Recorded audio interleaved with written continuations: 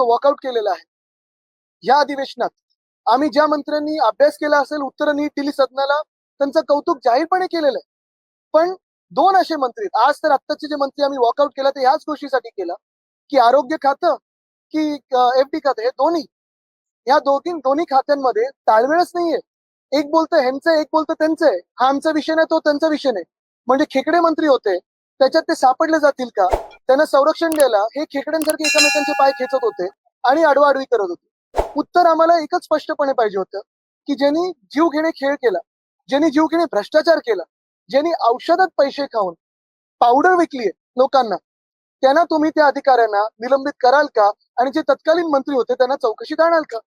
कुठे कठीण प्रश्न होता. जर कोण दोषी असेल तर करा ना, जे कोणी अधिकारी असतील त्यांच्यावर कारवाई करा, जे कोणी मंत्री असतील त्यांच्यावर कारवाई करा. चुकतंय काय अडतंय? पण ते काही बोलायला तयार नाही. सामान्य नागरिकाच्या जीवाशी खेळ होतोय, पण कुठेही हे सरकार संवेदनशील नाही. तसंच दुसरे ते गुल लाभराव पाटील, बरोबर आहे, ते देखील टपोरी मंत्री असल्यासारखे उत्तरं देतात. काय म्हणजे मेन प्रश्न सोडून बाकी सगळ्याची उत्तरं देतात. आणि अभ्यास न केल्यामुळे, म्हणजे तुम्ही बघा, मुख्यमंत्री स्वतः अभ्यास करून उत्तरं देतात. अजित पवार साहेब जे उपमुख्यमंत्री आहेत ते स्वतः अभ्यास करून उत्तरं देतात. एक उपमुख्यमंत्री त्यांचा काय ताळमेळच नसतो, ते काय नुसतं आणि सोडून देतात. त्यांनी खाते वाटप पण केलंय. बाकीच्या वेळी खाती स्वतःकडे कॉन्ट्रॅक्टरची डील करायला, पण उत्तरं देताना स्वतःकडे खाती नाही. आणि तसंच त्यांचे जे मंत्री आहेत त्यांच्या गटातले, ते टपोरी उत्तरं देतात. आणि ह्याच्यावर आमचा आक्षेप आहे. आज विधान भवनात देखील मी खरोखर जे स्पीकर आहेत, अध्यक्ष महोदयांचे आभार मानतो की त्यांनी ती टपोरी जे काही तो उल्लेख होता मंत्र्यांचा तो मागे घेतला, त्यांनी मागे घ्यायला लावला, रेकॉर्डवरनं काढायला लावला. पण हे असे मंत्री जर टपोरीपणा करायला लागले हाऊसमध्ये, तर फडणवीस साहेबांच्या इमेज बद्दल चिंता ही आम्हाला जास्ती आहे. सर, हिंदी में जानना चाहेंगे करेंगे सब करेंगे. थांबा ना यार, लाईव्ह चालू आहे.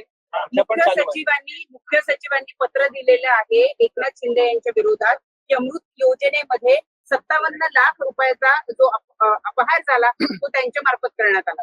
मी मुख्य सचिवांचं अभिनंदन करतो. आणि कदाचित आपल्याला आता कळलं असेल की तत्कालीन मुख्यमंत्री घटनाबाह्य एकनाथ शिंदे ह्या सचिवांच्या मागे, मुख्य सचिवांच्या मागे का लागले होते. त्यांना बदलायचं होतं. मग प्रेशर टाकत होते, सौनिक साहेबांवर टाकत होते, सौनिक मॅडमवर टाकत होते.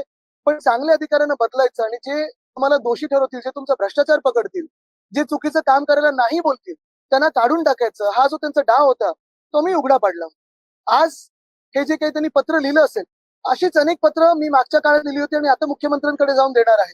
रस्त्याचा घोटाळा एकनाथ शिंदेचाच हात आहे. MMRDA जे फ्रान्सच्या देशदूतांनी पत्र लिहिलेलं आहे त्याच्यात पण एकनाथ शिंदेचाच हात आहे. ह्याच्यावर सगळ्यावर मुख्यमंत्री महोदयांनी जर कारवाई केली तर विरोधी पक्ष म्हणून देखील आम्ही त्यांची साथ देऊ. कारण आम्हाला देखील हा महाराष्ट्र पारदर्शक कारभार करणारा महाराष्ट्र पाहिजे, स्वच्छ महाराष्ट्र पाहिजे.